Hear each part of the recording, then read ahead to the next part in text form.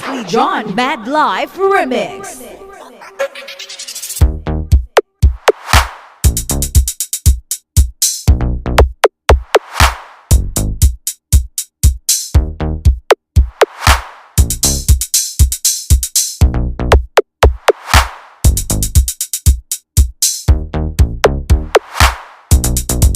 So, hello mga boss, good day. At meron ako i-share sa inyo mga boss. Meron akong dalawang D15 dito na speaker, ano. D15, 400 to 500 watts yata to, kung hindi ako nagkakamali. Galing to sa pangalawang dati, 2019 ay gumawa ako ng mid-high.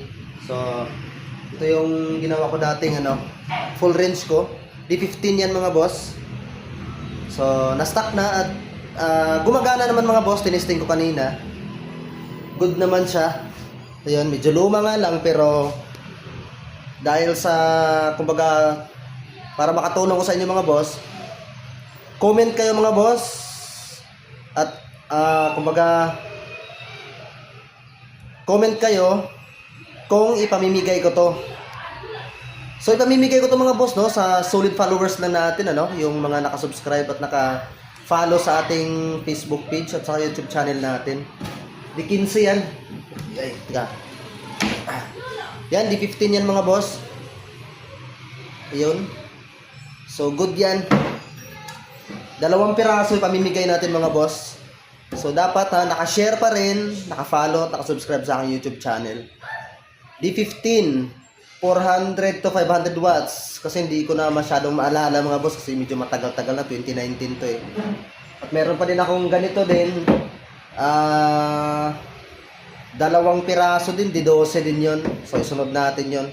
So unahin muna natin boss yung box na D12 bago natin ito pamimigay. Pero sana i-share niyo yung video na to mga boss. Bali, dito ako kukuha ng mga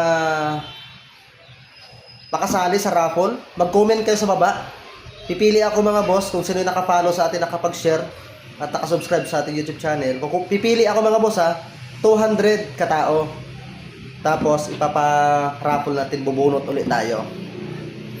Ayun. So, dito lang mga boss. Thank you. So, ito yung mga boss, no? D15. Ayun yung magnet niya.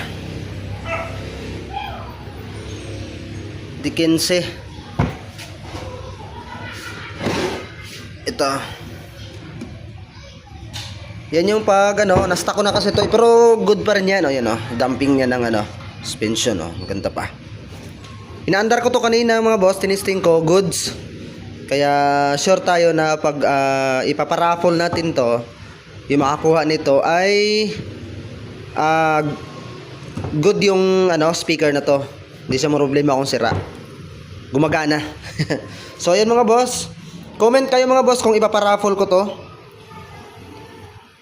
Pag ipaparaffle ko to mga boss, pero unahin ko muna yung ano.